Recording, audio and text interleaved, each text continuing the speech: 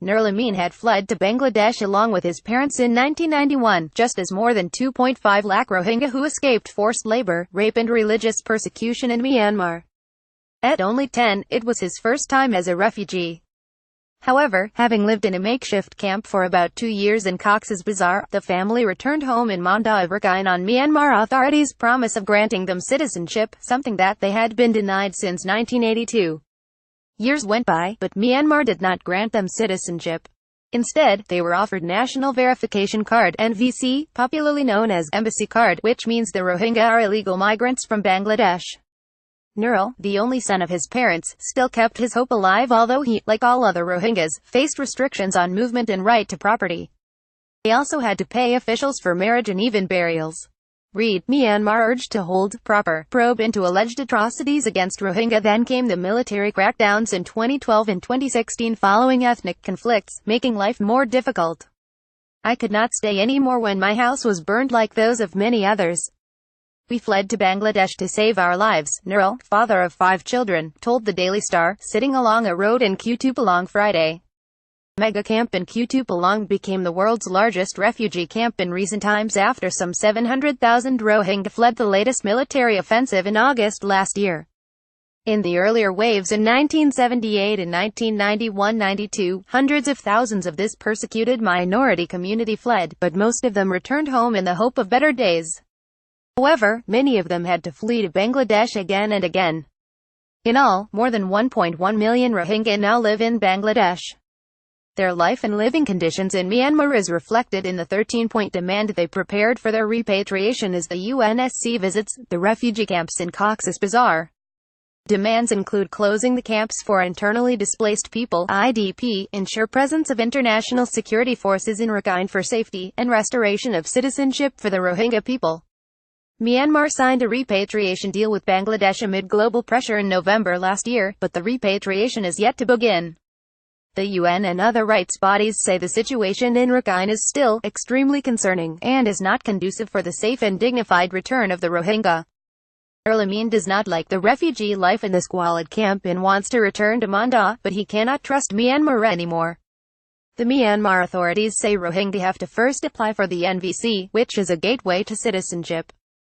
During a recent visit to Bangladesh, Dr. Ong Tun Thet, chief coordinator of Myanmar's Union Enterprise for Humanitarian Assistance, Resettlement and Development in Rakhine, said, "If you go through with NVC, you are sure of citizenship." He admitted in the past it was not easy for those having NVCs to move freely. The refugees say the small number of Rohingya who took NVCs in exchange for money could move within a neighborhood. To move from one locality to another, they have to pay much higher. Tun Thet said, "Now, with NVCs, people Rohingya can move freely within their own township in Rakhine. Slowly as you build trust, then you would be eligible to have national registration card." Myanmar's Social Welfare Minister U Win Myat, after a visit to Cox's Bazar early April, said that the Rohingya were ill-informed about the NVC. At a press conference in Yangon, upon return from Bangladesh, he stressed that NVC holders were eligible for citizenship after 5 months. Nurul, however, said Myanmar did not keep its promise of granting citizenship in the past. "How can we trust Myanmar government?" he said, reflecting the frustration of any Rohingya men and women in the camps in Cox's Bazar. Syed Alam, 20, said he wants to go back to his motherland as soon as possible as a Rohingya, not as an illegal migrant from Bangladesh. Alam, who studied up to Class 10, the highest level of education any Rohingya can obtain in Rakhine, said the Myanmar authorities were deceiving the Rohingya in the name of repatriation. Having NVC means we are illegal migrants from Bangladesh. It is a tragedy that we will be treated as illegal migrants in our motherland. If one takes the card, he has to stay in the camp for the rest of his life, he added. Military's permission for raising cattle. Abdul Qadir, 60, another Rohingya, said the lives of those who took embassy cards in Rakhine were simply ruined. They never got citizenship cards. They also could not own property worth more than 30,000 takas. "So you understand the scenario," he told this correspondent, sitting at a shop at a crowded Rohingya market in Kutupalong. "The Rohingya cannot even rear any chicken, cow or goat without permission of the military," he claimed. "They, army, visit once a month. If they find any increase in number of domestic animals, the Rohingya have to pay for that. Even if anyone wants to marry, they have to pay." Relatives also have to pay the military to bury their dead, he claimed. If the Myanmar government gives a citizenship card, we will return to Myanmar immediately, said Mohammed Yusuf, who fled to Bangladesh along with his 5 sons and 4 daughters on October 9 from Akub Rakhine, where he owns 3.5 acres of land. Having an embassy card means you are a Bengali and entered Myanmar illegally. Why should we take that card? Are we Bengalis? If we take NVC cards, we will never be given citizenship. We will have to return again, Yusuf said. Nur Muhammad, a Rohingya in Kutupalong, said the Myanmar authorities offered him an NVC card for the last 15 years but he refused.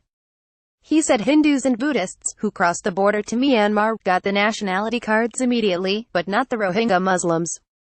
If they can get nationality cards, why shouldn't we? Why should we be foreigners in our motherland? Razia Sultana, a Rohingya lawyer and activist, said the Rohingya were denied government jobs, higher education, healthcare and freedom of movement since 1982. We live like illegal foreigners in a land where we lived for generations. This is unbelievable but true, said Razia, who fled to Bangladesh in the 1980s with her parents. She said the Rohingya want Myanmar to recognize them as an ethnic group of Myanmar and as citizens with all basic rights. The Daily Star, Bangladesh, published in Dawn, May 2, 2018.